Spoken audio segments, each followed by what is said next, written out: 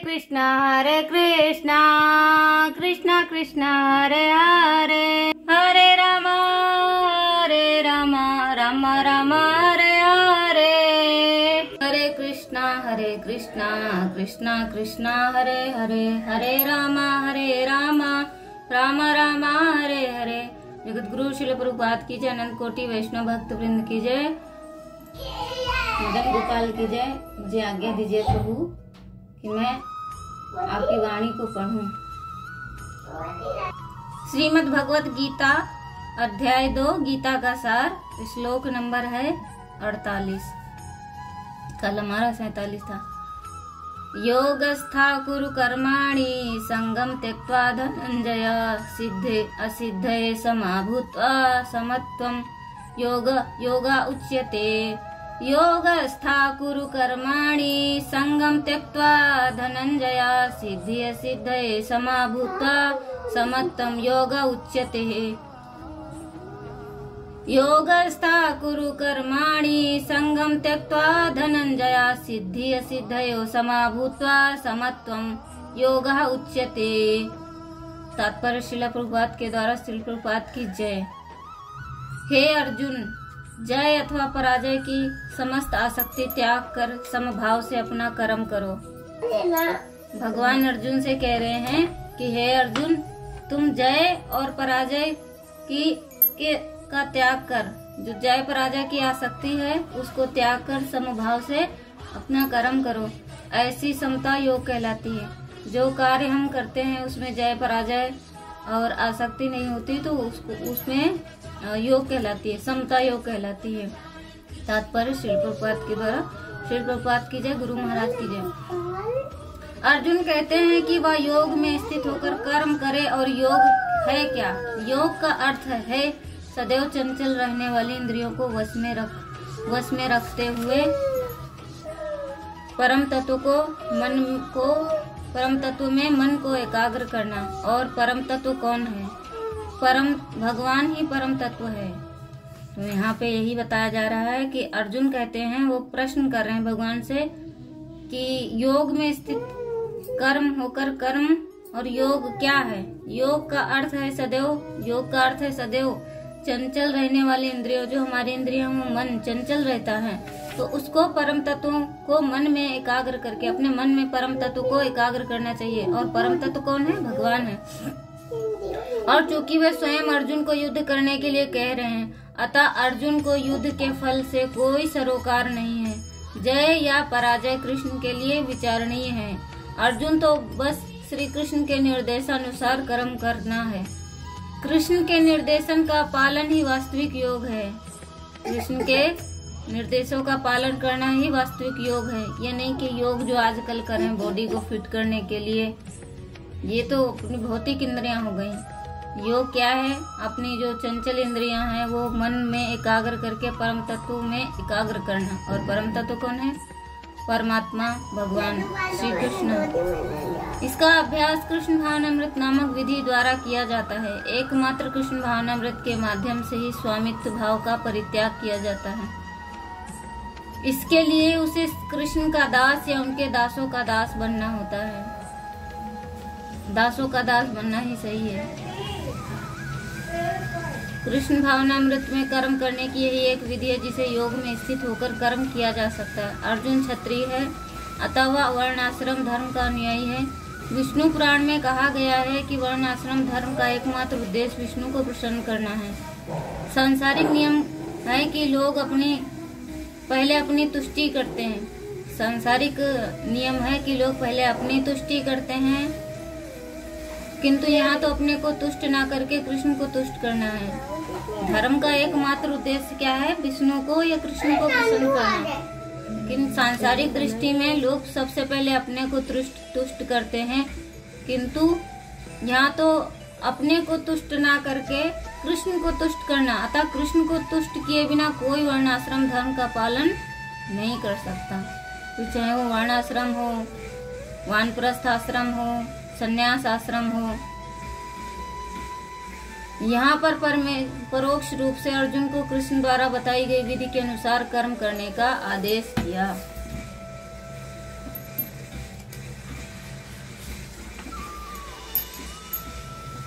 संगम त्यक्त्वा, किसी भी कर्म में, किसी भी कर्म के फल में, किसी भी देश काल घटना परिस्थिति अंतःकरण बहिकरण आदि प्रकट वस्तु में तेरी आसक्ति ना हो, तभी तू निर्लिप्तता पूर्वक कर्म कर सकता है। अगर तू कर्म फल आदि किसी में भी चिपक जाएगा तो निर्लिप्तता कैसे रहेगी, और निर्लिप्तता रहे बिना वह कर्म मुक्तिदायक कैसे होगा। सिद्धि सिद्धयो समो भूत्वा, आसक्ति के त्याग का परिणाम क्या होगा। सिद्धि और असिद्धि में समता हो जाएगी। कर्म का पूरा होना अथवा न होना सांसारिक दृष्टि से उसका फल अनुकूल होना या प्रतिकूल होना, उस कर्म को करने से आदर निरादर प्रशंसा निंदा होना, अंतःकरण की शुद्धि होना अथवा न होना आदि आदि जो सिद्धि और असिद्धि है उसमें सम रहना चाहिए। कर्म योग की इतनी समता और अर्थात निष्काम भाव होना चाहिए कि कर्म की पूर्ति हो चाहे ना हो, फल की प्राप्ति हो चाहे ना हो, अपनी मुक्ति हो चाहे ना हो, मुझे तो केवल कर्म कर्तव्य करना है। साधक को असंगता का अनुभव ना हुआ हो, उसमें समता ना आई हो, तो भी उसका उद्देश्य असंग होने का संभव होने का ही हो। जो बात उद्देश्य आ जाती है वही अंत में सिद्ध हो जाती है। अतः साधन रूप स्वतः आ जाती है। तथा योगम व्याप्स्यसि योगस्था कुरु कर्माणि। सिद्धि असिद्धि में सम होने के बाद उस समता में निरंतर अटल स्थिति रहना ही योगस्थ होना। जैसे किसी कार्य के आरंभ में गणेश जी का पूजन करते हैं तो उस पूजन को कार्य करते समय हरदम साथ में ही नहीं रखते हैं, ऐसे ही कोई यह ना समझ ले कि आरंभ में एक बार सिद्धि असिद्धि सम हो गए तो अब हम उस समता को हृदय में साथ में नहीं रखना, राग द्वेष करते रहना है। इसीलिए भगवान कहते हैं समता में हरदम स्थिति रहते हुए कर्म कर्तव्य को करना चाहिए। समत्वम योग उच्यते, समता ही योग है, अर्थात समता परमात्मा का स्वरूप है। वह समता अंतःकरण में निरंतर बनी रहनी चाहिए। आगे 5वें अध्याय में 39वें श्लोक में भगवान कहेंगे, जिनका मन समता में स्थित हो गया है उन लोगों ने जीवित अवस्था में संसार को जीत लिया है, क्योंकि ब्रह्म निर्दोष और सम है, अतः उसकी स्थिति ब्रह्मा में ही है। समता नाम योग है। यह योग की परिभाषा इसी को आगे 6ठे अध्याय के 43वें श्लोक में कहेंगे कि दुखों के संयोग का जिसमें वियोग है। इस विषय में शंकराचार्य जी महाराज गीता के 2 अध्याय में 48वें श्लोक में व्याख्या करते कहते हैं कि हे धनंजय, योग में स्थित होकर केवल ईश्वर के लिए कर्म कर, उसमें भी ईश्वर मेरे पर प्रसन्न हो गए जाएं। इस संग कामना को छोड़कर कर्म कर। जब कर्म करना है तो ऐसे कर्म करना है सभी असत संग का त्याग करके, ये भी नहीं सोचना है कि ईश्वर मुझ पे प्रसन्न हो जाए। सिर्फ कर्म करना है, कर्म करना, वो भी कृष्ण को प्रसन्न करने का कर्म। फल तृष्णा रहित पुरुष के द्वारा किए जाने पर अंतःकरण की शुद्धि उत्पन्न होने वाली कामना को छोड़कर कर्म। ज्ञान प्राप्ति तो सिद्धि है और उसमें विपरीत ज्ञान प्राप्ति का ना होना सिद्धि है। ऐसी सिद्धि असिद्धि में सम होकर अर्थात दोनों को तुल्य समझकर कर्म कर। वह कौन सा योग है जिसमें स्थिति होकर कर्म करने के लिए कहा।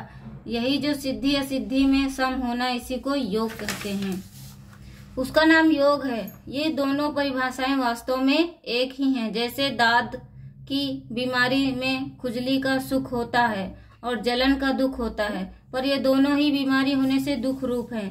ऐसे ही संसार के संबंध से होने वाला सुख और दुख दोनों ही वास्तव में दुख रूप ही हैं।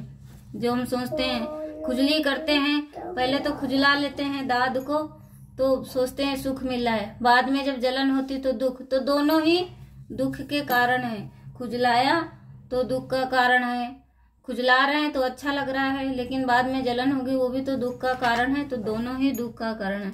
संसार के संबंध से होने वाला सुख और दुख दोनों ही वास्तव में दुख रूप हैं। अगर संसारिक लोगों से संबंध रखेंगे और सोचेंगे कि हम इनके साथ संबंध रख रहे हैं, ये हमें सुखी कर देंगे, तो वो भी सबसे बड़ा दुख है, क्योंकि जब सुख मिलेगा ही नहीं तो ये भी दुख का कारण ही बनेगा। इसलिए इन चीजों को त्याग कर सिर्फ और सिर्फ कृष्ण की सेवा करनी है। और ये भी नहीं सोचना है कि कृष्ण हम पे प्रसन्न हो जाए, ये भी एक तृष्णा ही है। ऐसे संसार से संबंध विच्छेद का नाम ही दुख संयोग वियोग है। जहाँ पे संयोग है वहाँ पे वियोग है, तो इसी का नाम दुख है। अतः चाहे दुखों के संयोग का वियोग अर्थात सुख दुख से रहित होना कहें, चाहे सिद्धि सिद्धि में अर्थात सुख दुख में सम होना कहें, एक ही बात है। इस श्लोक का तात्पर्य यह हुआ कि स्थूल सूक्ष्म और कारण शरीर में होने वाली मात्र क्रियाओं को केवल संसार की सेवा रूप में से करना, अपने लिए नहीं। ऐसा करना ही समता आएगी। जो भी कार्य करने हैं अपने लिए नहीं करने हैं। बुद्धि और समता संबंधी विशेष बात। बुद्धि दो तरह की होती है, अव्यवसायित्मिका और व्यवसायित्मिका, जिसमें सांसारिक सुख भोग आराम मान बड़ाई आदि प्राप्त करने का ध्येय होता है, वह बुद्धि व्यवसायित्मिका होती है। जिसमें समता की प्राप्ति करने का, अपना कल्याण करने का ही उद्देश्य रहता है, वह बुद्धि व्यवसायित्मिका होती है। अव्यवसायित्मिका बुद्धि अनंत होती है।